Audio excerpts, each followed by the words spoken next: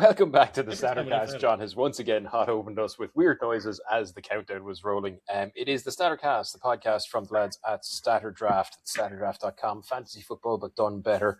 So much so that your little sister even enjoys it. You know, that little sister. Anyway, I am Jimmy, smugger than usual, because Liverpool lost to Brighton. And I'm joined, as always, by John and, as usual, by Dean. So, John, what's going on? We can all breathe. We can all breathe. We're about to enter an international break.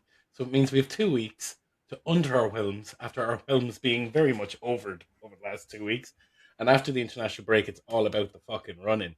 But tonight, I think we have a couple of key ones. We've got the Carabao Cup final, the EFL Cup final, sponsored by the random energy drink that you don't know, you've never heard of, aka my Lidl Value Cans, where City lifted the trophy against Arsenal and showed some major cracks in the Arsenal infrastructure and the amount of bottle that Mikel Arteta's team have. We're going to get whoppers in the comments for this one, but fuck them. After that, we're going to talk Manchester United because there was a huge VAR call.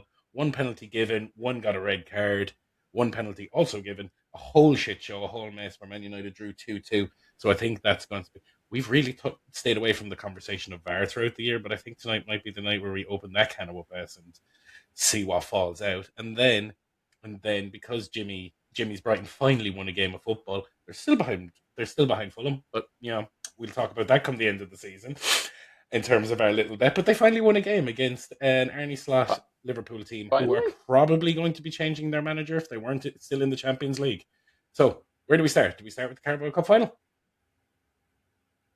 Look, I'm going to take a moment on behalf of Brighton here because I don't often do it, right? I'm going to defend this scurrilous. Before we crack open the glass marked in case of emergency talk about VAR on the podcast, I'd just like to point out that Brighton and Hove Albion are one of only two teams in the league who have won 4 of their last 5 games, and the other one is Arsenal. So none of this finally crack. We are out of the woods. The seagulls are flying high. They've stolen your chips, and they're shitting on everyone, especially Liverpool. Gary's not here tonight, not because of scheduling conflicts, but because he clearly couldn't face me, having seen Liverpool lose to Brighton.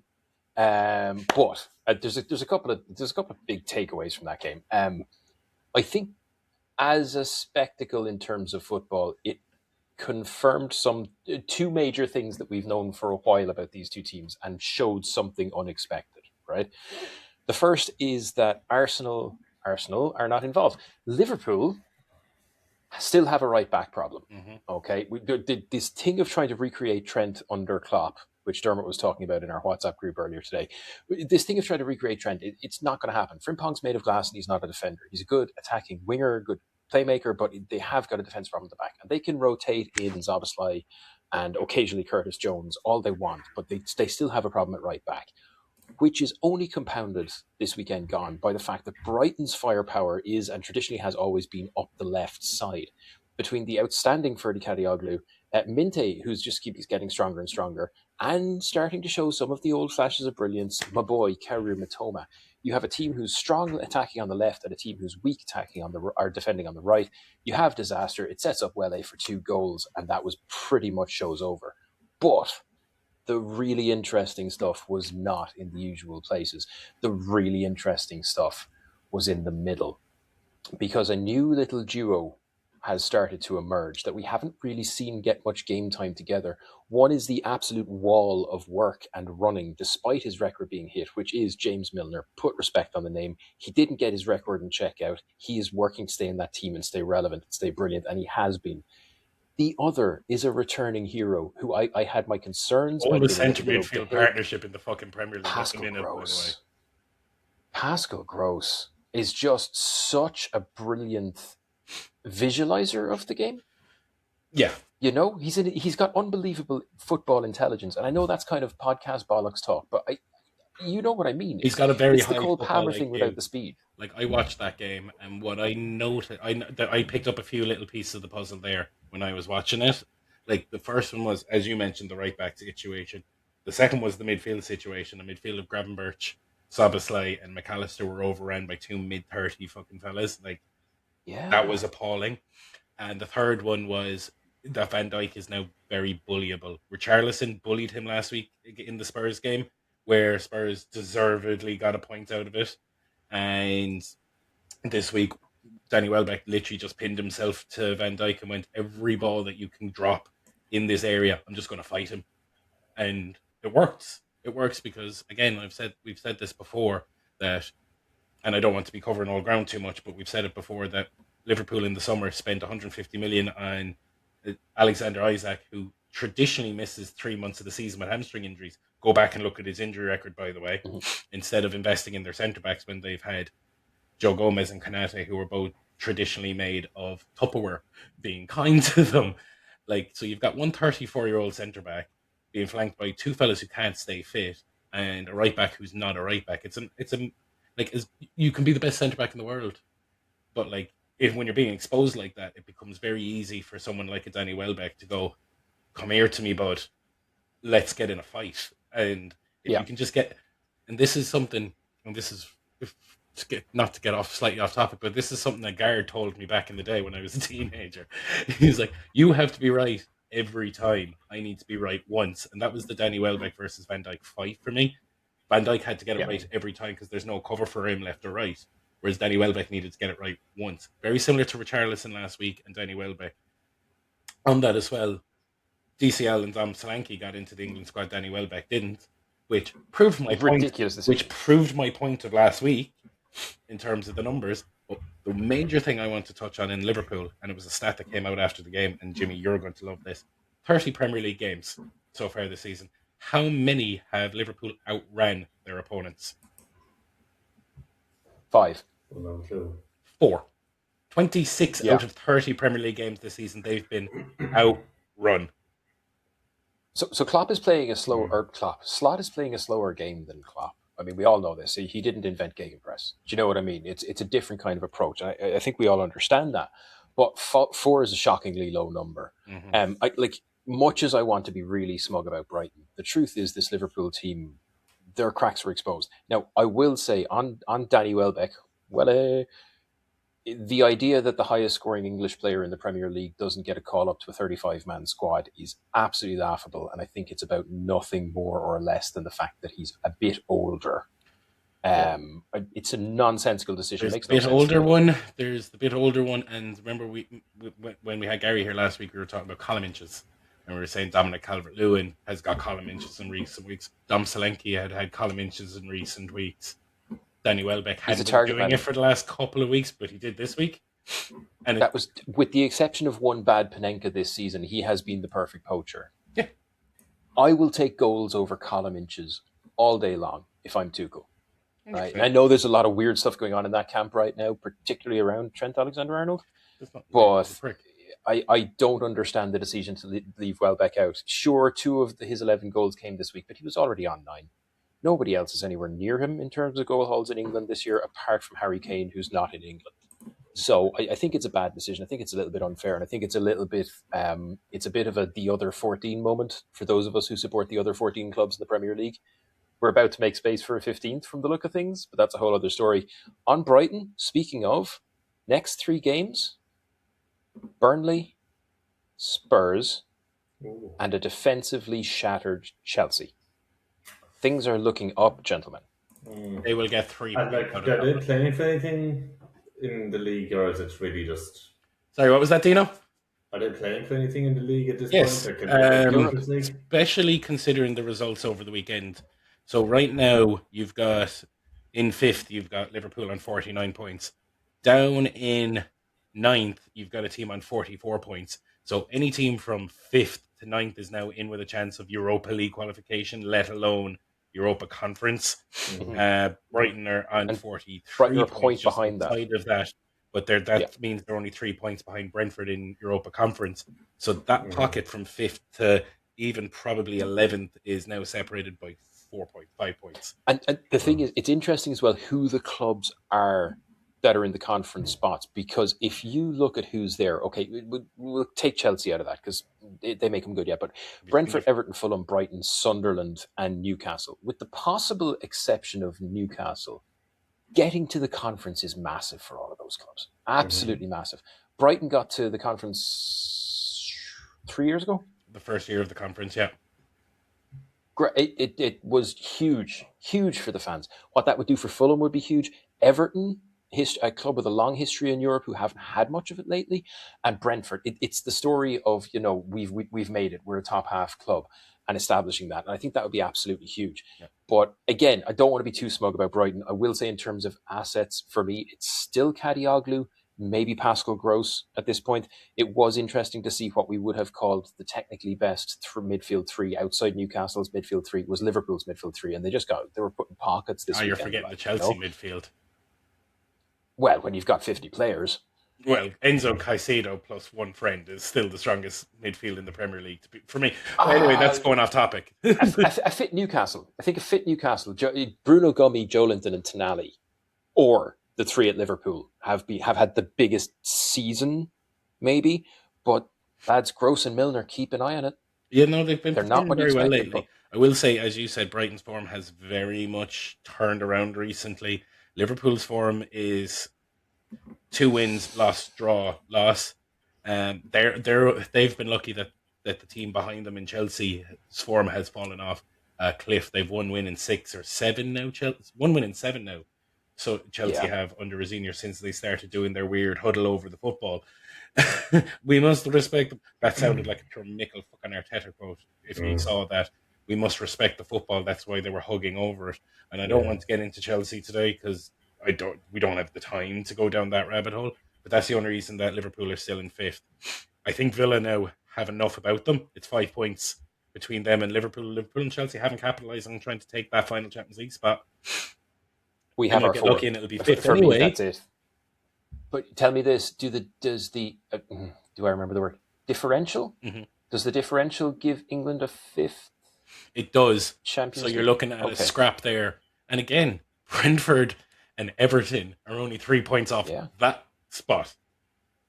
Fulham are 4 points off that. If you told your fan base or my fan base at the start of the season you'd be 4 points off of Liverpool, we'd have gone.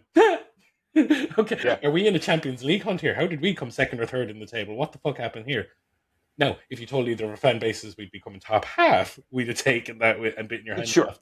So the fact that we're 7 games out, and we're looking at this and going, there's a chance. Like, Jimmy, for yourself and myself, this is the first time in a long time where we're looking at the Premier League table at this time of year going, ooh. And I know you have a slightly different perspective being a Manchester United fan and stuff like that, but like it is brilliant, and it means there's no dead games in the league. I think Liverpool, just to get back on point, I think Liverpool now are going to end up having to go balls to the wall for the Champions League because they're dropping out of that 5th spot. If they don't win the Champions League, I don't see Liverpool playing Champions League football next year. I think Chelsea will somehow pull it out because Liverpool. I don't think so. I just, my obsession with important defensive assets being injured. Reece James is injured again, but more importantly, the unsung hero at Chelsea of the season is Trevoh Chalobah, and he is out till May. Yeah, his season's over. Reece James is going to be back after the internationals, by the way, so I wouldn't even over at the earliest. At his age, with his level of repeat injury, his legs are. And we need to stop. And this, do you know the way you said respect on James Milner's name? Bit of respect on Reece James's name. Yes, historically he's had injuries. This year he's missed a whole total of 15 days with injuries, and one of them was an international break. So this idea of him being chronically injured, he's been extremely available. The only player who would have the injury tag who's been more available than him this year is Luke Shaw, who's missed 1 Premier League game this season, by the way. So there's a couple of these lads that seem to, in World Cup years, manage to keep themselves together, because all three, him, Maguire and Shaw, will all be on that plane thing with England in the summer. Bet your bottom dollar on it. And Welbeck won't, and I don't get it. I don't get it either. But so assets wise, are we saying there's still something in the pot at Liverpool? I think you'd want to be out of your head to not want Dominic Szoboszlai, because no matter what's happening, he's dangerous. I think there's probably still value in Ekitike. Is he? What happened to him during the week? Was it just dead leg, or is he out? Collision with James Milner, just one of those. He'll be fine in a week or two. Yeah, but Szoboszlai, I think is the pick at Liverpool, really. Yeah, and Maka if you want one for defensive, but beware of the cards. Now, just one more to flag for you. This is obviously the last international break before the World Cup, right? So remember the stats I've been pulling for you during the season about goal reduction after an international break? Cool. This is the last opportunity for that. So the first week back after the internationals stack at the back, but then for that last 6 games, find the guys. No, for the last 6 games, pick the guys who are on the fringes of the international squads. Your Richarlison, your Welbeck, your DCLs, because they've got 7 games to get a seat on the plane. It's now or never time, so they'll be Phil Foden. Yeah, these kind of Phil Foden's a sleeper. Not traditionally, but yes, you're picking up what I'm putting down here. There's these guys that are on the fringes of their international squads. If they're not in this international squad, they've got 7 weeks to get a seat in the plane. If they're in the squad, like England squad, they can bring 25. They pick 35. So there's 10 of those who are going to the World Cup. So watch that. They know they're on the radar. So they've got 7 games to take a seat on the plane. So I'm saying after the international break, first week stack at the back, and after that, look at the guys on the fringes of their international teams who are going to a World Cup, and those are the guys. Double the fuck down on them, and they will be your playoff players. They will be the ones that will make the difference. They'll be the ones that if you're playing over in the sister site where everybody has over an FPL where everybody has all the same fucking players. If you can get one or two of those guys, they're the guys who make the difference for you in terms of win the league. And if you're playing a starter league, or any other draft league like our own, if you can find yourself, one of those guys, trade him. Yeah. Get him in. Get Internal time, lads. Get him in. Yeah. Speaking now, tell me this. You which? Tell me this. Hit me. What happened in that United game?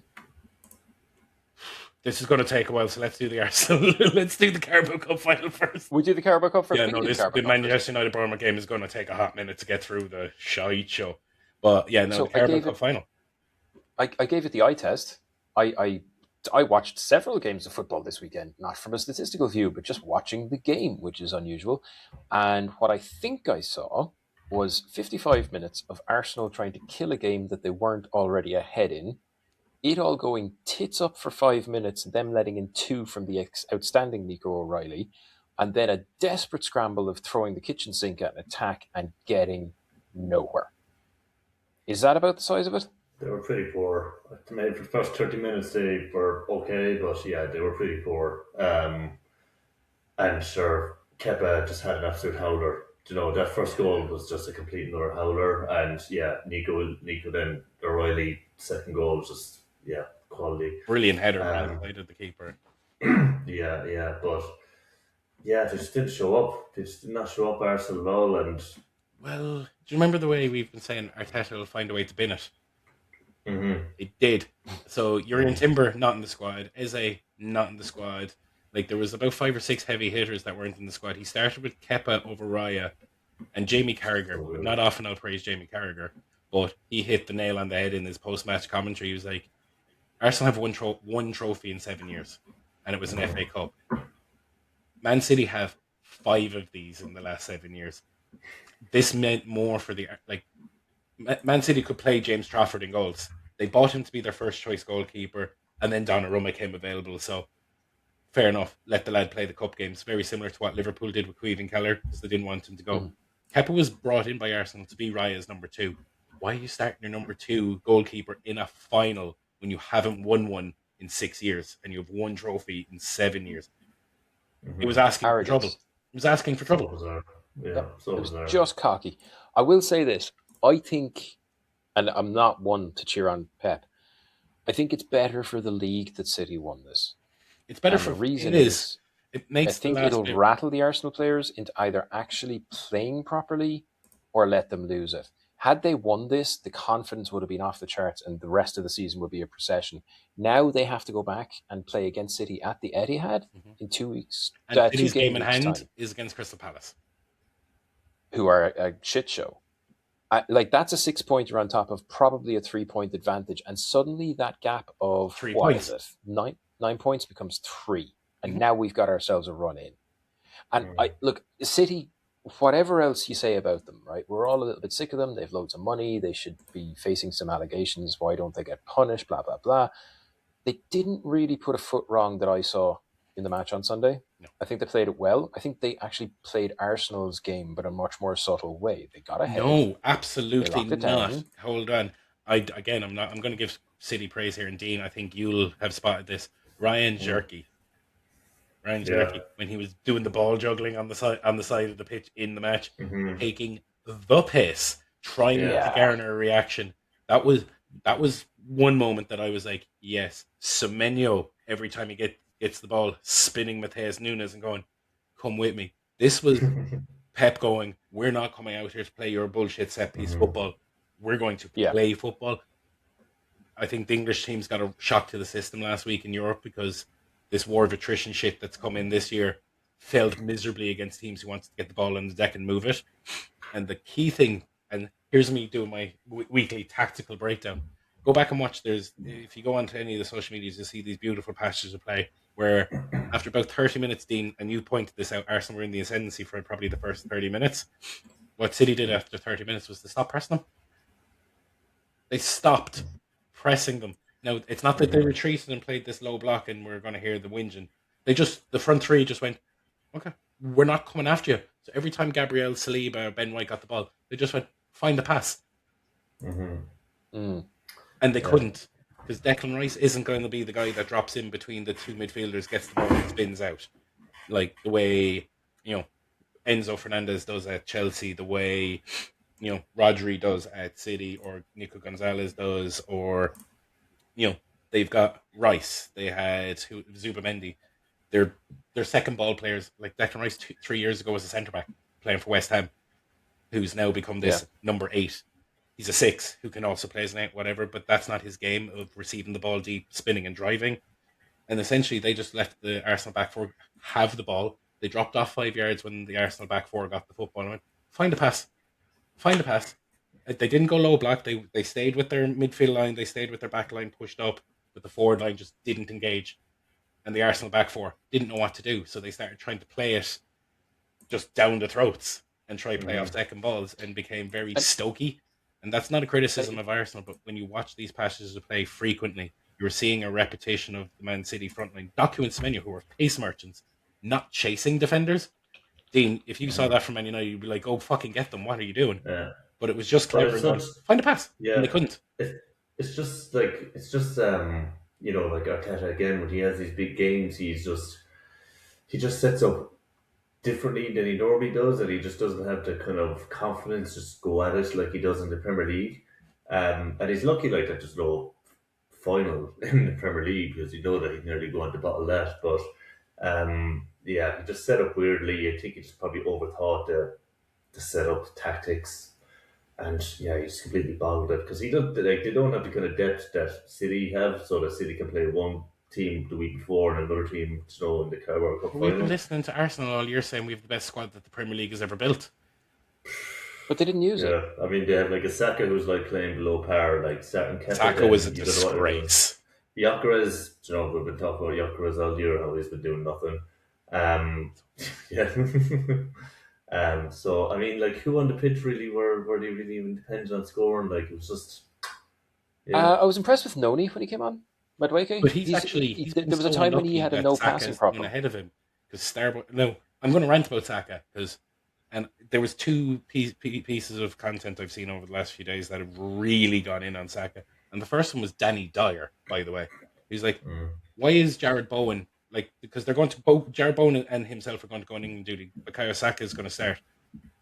Jared Bowen has 10 goals in the league. Saka has 2. These aren't the numbers, but you know what I mean. The number difference, the output between 1 and 2 is infinitely different, and the very very bare minimum that you're going to get out of Jared Bowen is work rate. And Saka on Sunday did not work off the ball. He was waiting for someone to give him the ball so he could make a moment of magic. And when he did get the ball, I'll get a corner. Nico O'Reilly just went, "Ha! Ha! Who do you think you are? You're a bum earning 350 grand a week and you can't run past a child defender." Now remember, Bukayo Saka started as a left back and he's up against a child who's going to move into a midfield role in the next 2 years, and he couldn't take him on. Like, you're supposed to be this shining light of this Arsenal football team, and you didn't get one shot on goal in a final, and you're supposed to be the poster boy player. If that was Dean, and you'll agree with this, if that was Marcus Rashford, it would still be in the papers today going, Yes. body language shit, behaviour shit, attitude shit, overpaid shit. But no, we can't talk bad about Bakaya. He's a donkey. He's an overpriced. He's a above average player who's being put on a pedestal. He's above average. I don't think it's that. I don't think it's that. I think if we're going to be fair here, right, and if we look at Bukayo Saka over the last 4 years, 2.5 of those were exceptional statistically, and half of one of them he was injured. His problems have only started this year. Now, I don't know what's in the kid's head. Before the injury, his numbers were also poor. He hasn't done it in 18 months now. But he should be starting for England, I would say. I can't see him starting. If I'm picking an England team tomorrow, I don't start him. I actually agreed when Danny Dyer left out the comments, and I can't believe Danny Dyer is the one I'm going to back here.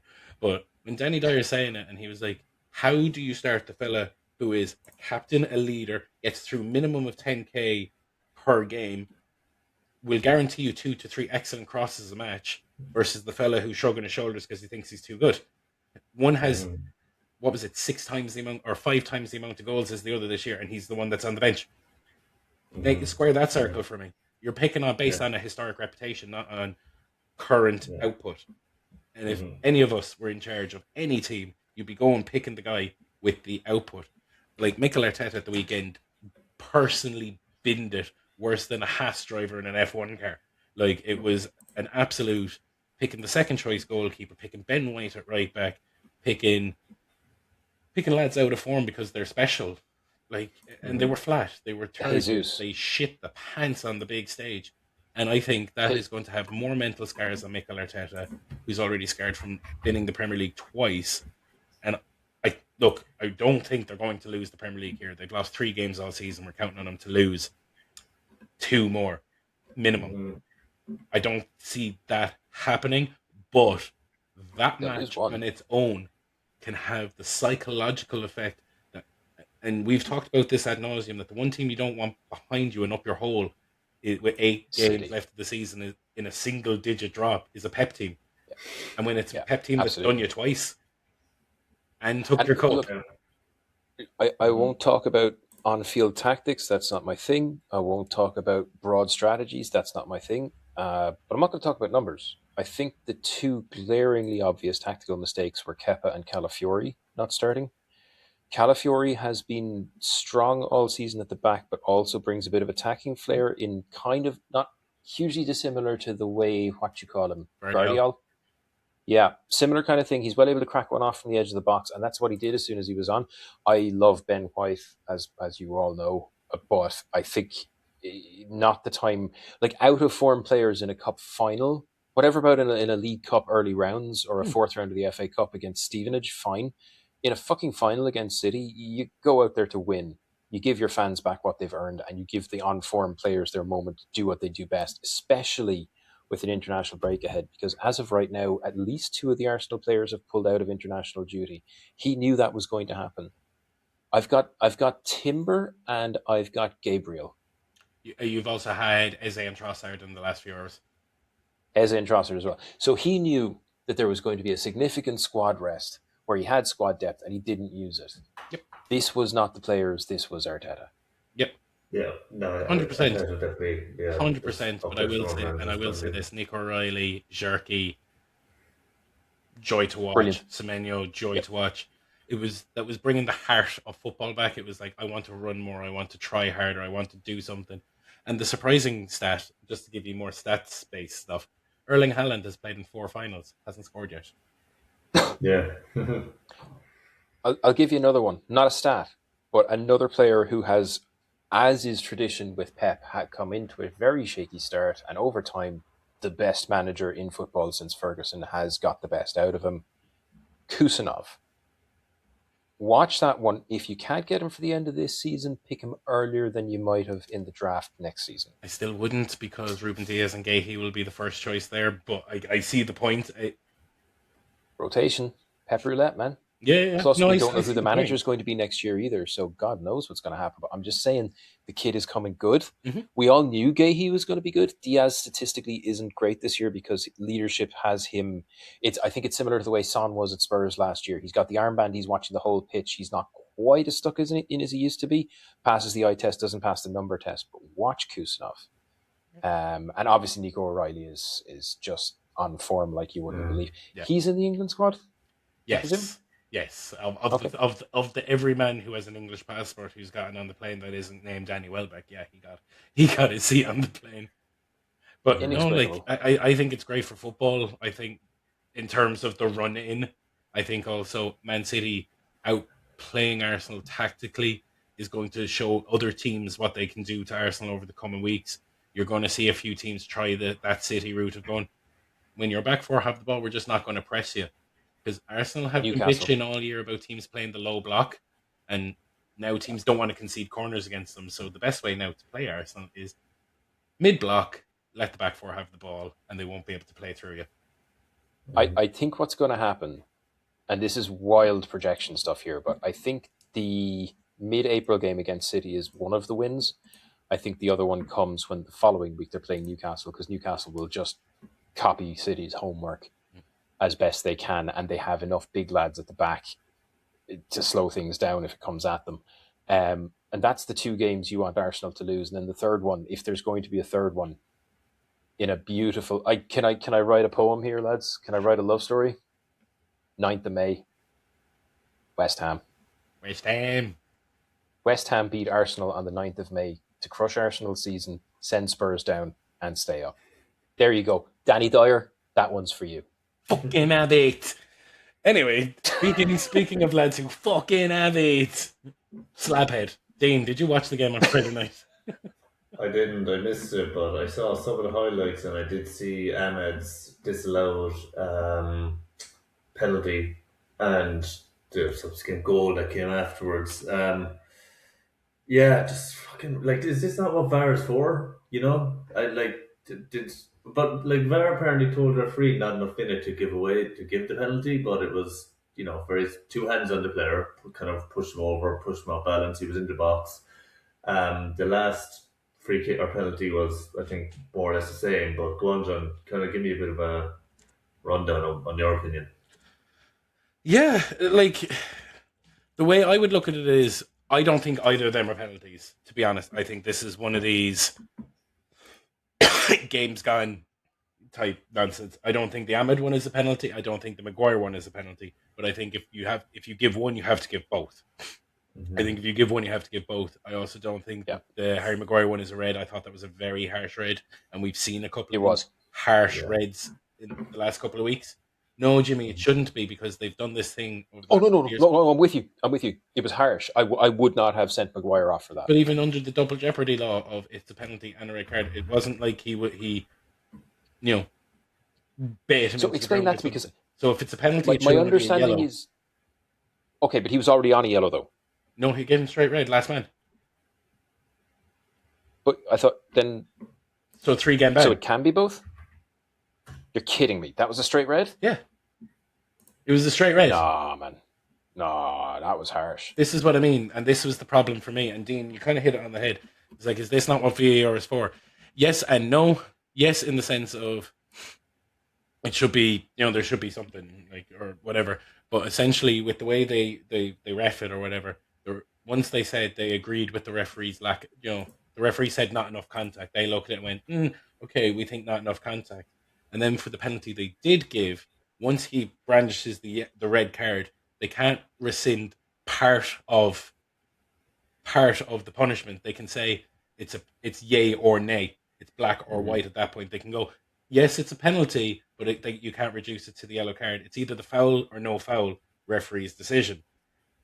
You know what I mean? And Jimmy, I think you're now seeing the point here. And I'm saying, neither of them. Now, from a United perspective, attacking wise, that was one of the most interesting, best attacking performances I've seen from him.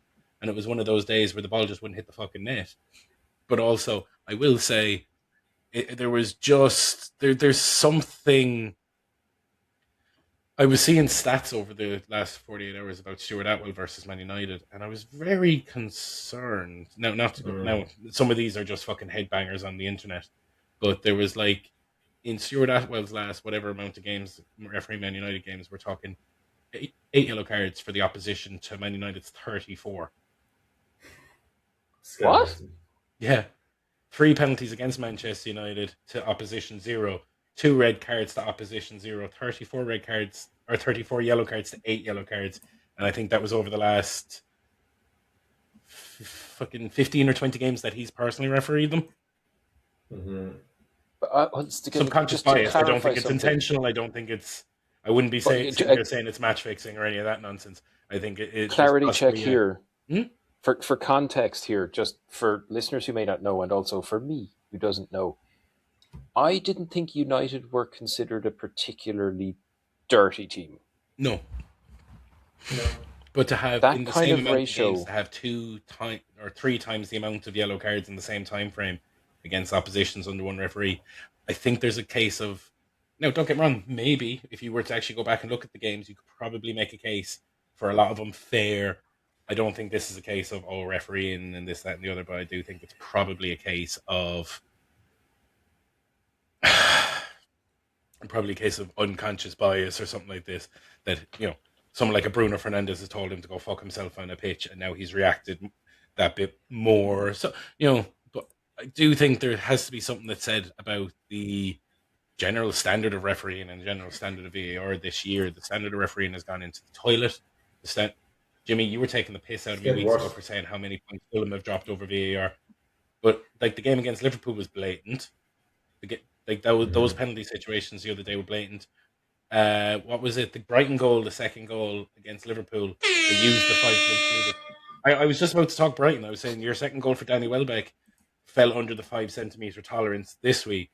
But the goal that was disallowed there was a goal disallowed last week for Leeds that didn't break the 5, that didn't utilise this 5 centimetre tolerance. So it's like, let's use it sometimes. I think this is a circle of referees all hugging each other and not wanting to throw each other under the bus.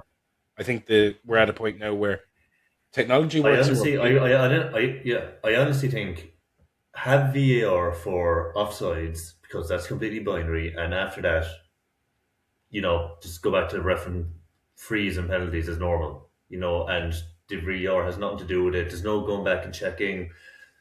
You've no one in your ear saying, yeah, play on or whatever. Just offsides, penalties, red cards. Those would be the 3 for me. I would just go with offsides personally. I still think penalties you have to, because there's been too much of a history of diving and trying to win a pen. No, I think we've gone too far. I think offsides, pens, red cards are 3 fine ones. But technology works in rugby. Technology works in cricket. Technology works in basketball, NFL. So how has technology works in World Cups, in Euros? We've all praised how fast VAR is in the past World Cups and Euros. How fast it was in the Champions League the other night. The standard of Premier League, specifically VAR, is fucking appalling. Yeah. And I don't even know what the answer is. You had go on. Two little numerical corrections. Firstly, it wasn't 34 cards against United, it's 46 cards against United and 8 against their opposition, which is way too much smoke for there to be no fire. Secondly, Maguire's on a 1-match ban because it wasn't violent conduct. Last man only gets you a 1 match, even if it's a straight red. Today I learned. Okay. But still, like you were saying, John, like 8 yellows, you said. 8 yellows, 46 against United, 8 against opposition. That's investigation territory. What was your man who got fired because he said he hated Liverpool or whatever it was? Yeah. That's, not to be casting aspersions on a man who's doing a professional job that I've never done, but 46-8, 5-1 on a team that they're not Wimbledon in the 90s. No. You know what I mean? This seems insane to me. Yep. And it's a lot of smoke if there's no fire. Yep. 100%. But this is the thing, and this is why I was saying about the VAR thing. Because you've got referees there who don't want to throw each other under the bus because they're all mates and they're all drinking buddies and they're all, close. And it's like the keepers union. They don't want to throw their own under a bus. And I get that. So the VAR is, Dean, and here's my solution. Why does it work in rugby? It works in rugby. Mic up the referee. Yeah. If the players are abusive towards the referee, everybody can hear it. It won't be long hitting them in the pocket with their sponsorship agreements and shit like that. They'll learn how to show respect to the referee. Won't be crowding him. They will, because brands will suddenly hear someone going "and a puta" or whatever and go, "I'm not fucking hiring you if you're." You're also use the big screen. There's cultural differences between rugby and football as well. that we can't really Yeah, deny. no, because most They of might not them, be comfortable. you but forget we now can't that deny the it. Premier League, especially now, isn't as partisan because of the price of tickets and stuff like this. Unfortunately, a lot of the working class fans who should be going to the games are being priced out of it, and because of the laws in terms of hooliganism and stuff in football, which are all rightly there, the game has become a lot more homogenized. Now, put the decision, put the video on the big screen. Let the referee, even if the microphone is only turned on during the VAR moments, on the big But they screen, do the that, referee don't going they? over to a little box, and it's in the ear, and we hear the recordings a month later when the decision, because we get Mm. some, they release some of the referee audio a month Yeah. later when it's already too fucking late. Have it up on the screen. Now, remember, nobody in the stadium knows what's going on when they're going to a VAR review. They just see a screen saying VAR review. They know nothing. They can hear Mm-hmm. nothing. There's no information until a referee blows a whistle. So, mic up the referees, turn it on when they're making their decision. Decision shown on the big screen so that it can be explained in real time. And instead of the VAR making the call, the referee is making the decision based on the assistance of the VAR. It'll also make it better for the fans in the stadium so that they're not getting pissy with the delay. Mm-hmm. We can all see the decision in real time, and even the way it happens in the And they do that. They do that in I rugby. agree with it, You but I know. understand the concept. Yeah. Yeah, and they do that in rugby. You know, when they're looking at to see if a ball was grounded or if there was like a dangerous tackle or anything like that. You know, you'll be able to hear the TMO and the referee talking back and forth to each other. Now you can't hear them in the stadium, fair enough, but you can still hear them on the TV. And you know, people can get ref mics. You know the way back in the day, you don't really see them nowadays, but you get the ref mics when you go to matches, Yeah. and you could hear what the referees are saying. You know, so there's solutions around it to make it more, you know, less ambiguous and more. It's almost like they want to keep it secretive in order to avoid Backlash when they being fuck. being held Accountability. responsible for fucking up. And yeah, Daylight is the best disinfectant. I it mean, seems that's what like it's about, isn't it it? seems like Pingwall and the Premier League are just really want to protect referees.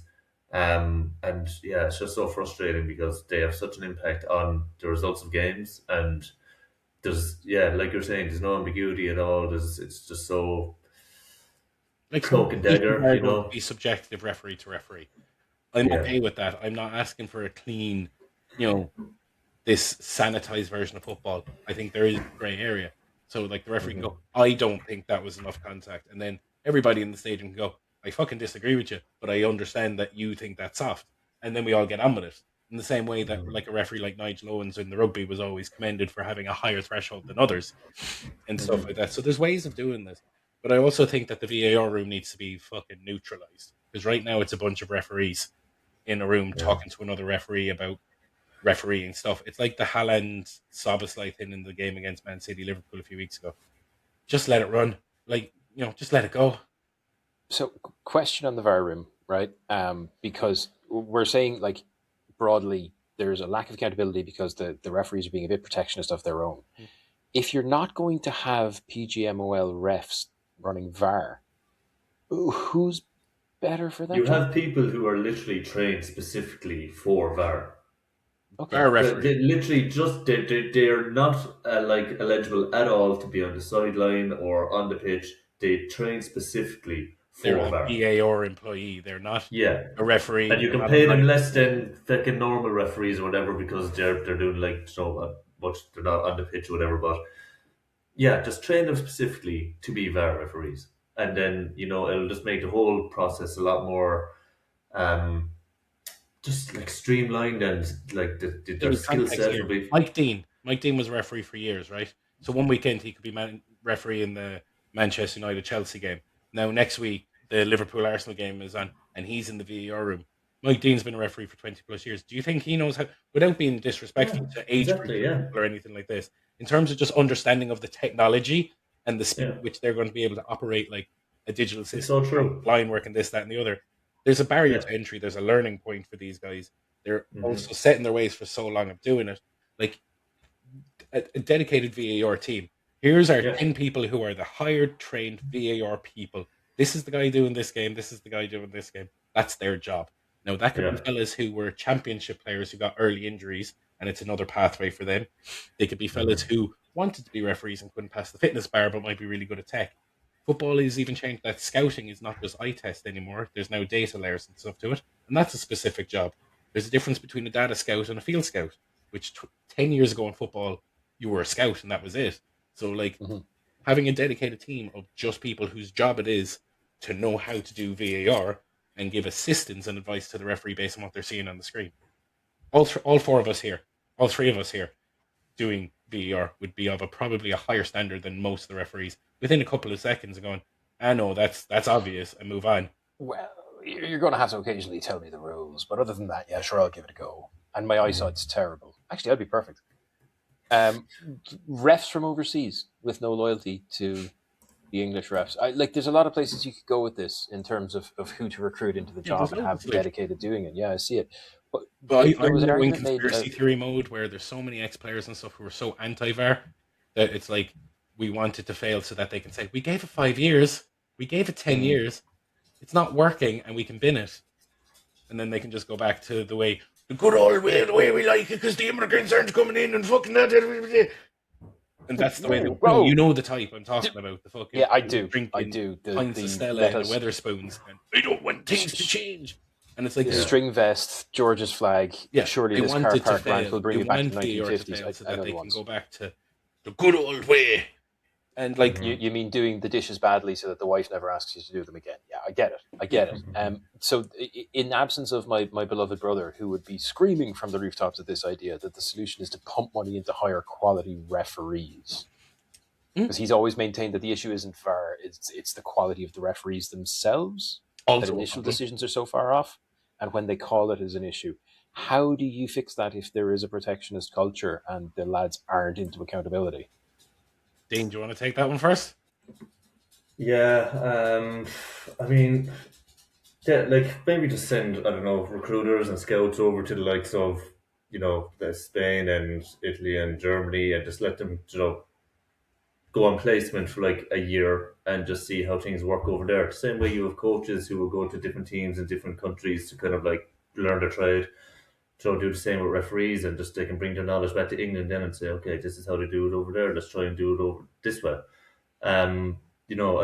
So I don't know what the answer is like. I think that's actually a good one. It's like an Erasmus for referees that is part of broader horizons. Well, like right now, if you become a referee, right, you have to start in schoolboys and amateur levels, and once you do your, like, I can become a League of Ireland referee in 2 years. By the way, that's how bad the state of it is. I can become, because of my age profile, I could become a League of Ireland referee within 2 to 3 years. That's just using here as an example where we have a smaller population, a smaller pool of people involved in football in general. But right now, I could start refereeing underage games. Within a year, be a linesman for like Limerick Division Premier games. Then a couple of them were a referee scout, who, by the way, I know who he is because he's involved in the football club down the road. He'll sign the docket and go, yep, he didn't make any major mistakes. Now I'm a linesman for a League of Ireland Cup final. Do a good job on that, and now suddenly I'm refereeing Bray versus Latriti.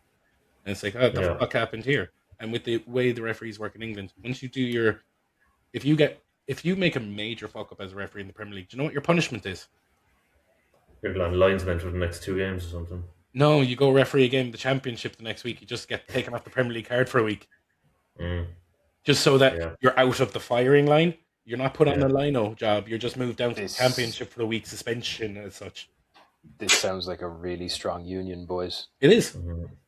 Like, really strong. It is. Like, is this one of these like almost public sector levels of? It's one of those ones that again can't go on without a referee, so you'll bend to our terms, otherwise we go on strike. And everything stops. No, there's no football. If the Premier League referees strike, you're not just talking the Premier League. You're talking League One. You're talking League Two. You're talking Conference. You're talking grassroots. You're talking. It's like the PGMOL. That's are they just the Premier League? Yeah, no, they're not. They're the Professional Game Match Officials Limited. So it's every professional referee. So if you're refereeing at a professional standard and those referees go on strike, every game of professional football in the country grinds to a halt instantly. Do you know how I know that? Because last year in Limerick, our season got delayed by 3 months because the referees wanted an extra €7 for petrol. And no games of football got played for 3 months. And that €7 of petrol today won't get them across. No, but just as an example, this is the power that a referees union, as you said, would have. It's that, well, if you're going to say that a punishment for making a horrible decision is a month of training, and no matches, and that's going to reduce my salary by X in terms of bonuses and this, that, and the other, we're all going to strike. So the referees get away with murder. And I would be saying, as Dean said, fucking let them and go hire in a bunch of referees. Dean, remember who the referee, the iconic referee, Kalina? Yeah. Where are referees like that guy who just stand there and go, I don't give a fuck, get out of my way. I'm right, you're wrong, piss off. Yeah. Oh, the lefty in me doesn't like all this union breaking talk, but I see the problem. I'm learning. That's what I love about this podcast. I'm always learning. Hopefully the people listening are too. Shall we learn them something different, John? Yes. You see, any of you who are listening right now are going, that John Harrison fella, I'd like the cut of his jib. I'd like to read more. Where can you read more of John's ranting about football? Well, you can read it on StatrDraft.com. That's STATRDRAFT.com, where you'll find all sorts of bits and pieces about analysis of football, tactics, strategy, and most of all, who to pick, drop, trade, or fire from your draft team. You can also keep an eye on our favorite growing little online community over on the StatrDraft TikTok, particularly when football is happening, because our John will be there keeping you abreast of what's happening. Great crew of lads and lassies, I should say. Great crew of lads and lassies over there. Give us some real food for thought during the week, particularly the gentleman called Chris who told us to come back when Spurs beat Forest this weekend. This one's for you, Chris. But yeah, it's a great little community, and John is live on TikTok every week whenever football is happening, except this weekend because it's the international break, which is just no crack. And before we wrap it all up, come on, you fucking boys in green. Can we just do like 2 minutes on that? Troy Parrott. Yeah. He's in great form. Great form. Yeah. I have my prediction down. We're going to go 1-0 up in the first 10 minutes against Czechia. Then it's going to be 1-1 coming into halftime. Big Nathan Collins, captain's performance. Big slab head type header. 10 minutes on the clock. We're bringing Denmark to the Aviva. We beat anybody in the Aviva when that's on the line. Yeah. I'll take it all day long. I'm not as optimistic as you guys, but by God, lads, I've got a little bit of hope. There's no optimism here, Jimmy. It's all hope. It seeps in. Everybody loves a fairy tale. But with that, I think that's the wrap for the StatrCast. I think that is it. We will obviously be still recording throughout the international break. We're going to look at some key assets and stuff for the run-in, I think, next week. We'll get an article up about that. In the meantime, head over to the TikTok, to the YouTube, follow the pages, follow the shorts. If you're not on the waiting list for the app, get that done. And beyond that, come and join us on the weekend streams on the TikTok and have the laugh. Apart from that, peace. Peace out, people. Peace.